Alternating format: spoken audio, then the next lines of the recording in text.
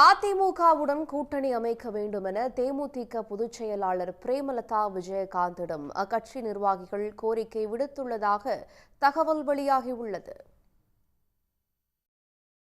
நாடாளுமன்ற தேர்தல் கூட்டணி தொடர்பாக தமிழ்நாட்டை சேர்ந்த கட்சிகள் பேச்சுவார்த்தையில் ஈடுபட்டு வருகின்றன. தேமுதிகவை பொறுத்தவரை அக்கட்சியின் கூட்டணி நிலைப்பாடு கேள்விக்குறியாக உள்ளது. கூட்டணிக்கு தலைமை தாங்கும் கட்சிகள் பேச்சுவார்த்தைக்கு வந்தால் தாங்கள் பேச்சுவார்த்தை நடத்துவோம் என்று பிரேமலதா அறிவித்திருந்தார். அவரது அறிவிப்பு வெளியாகி ஒரு வாரமாகியும் தேமுதிகவை எந்த கட்சியும் அணுகவில்லை என்று தெரிகிறது.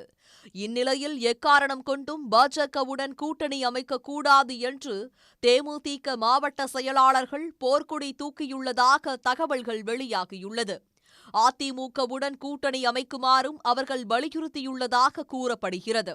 சீட் விவகாரத்தில் பிடிவாதம் காட்டாமல் பேச்சுவார்த்தை நடத்தவும் பிரேமலதாவிற்கு மாவட்ட செயலாளர்கள் அறிவுறுத்தியுள்ளதாக அக்கட்சி வட்டாரங்கள் தெரிவிக்கின்றன.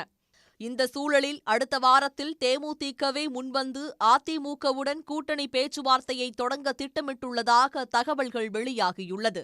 கடந்த சட்டமன்ற தேர்தலில் பாமகவுடன் கூட்டணி அமைத்த அதிமுக கடைசி வரை தேமுதிகவை கூட்டணிக்கு அழைக்கவில்லை. அதனால் அமமுகவுடன் தேமுதிக கூட்டணி அமைத்து போட்டியிட்டது குறிப்பிடத்தக்கது. உடனுக்குடன் செய்திகளை தெரிந்து கொள்ள சன் நியூஸ் பெல் ஐகானை கிளிக் பண்ணுங்க.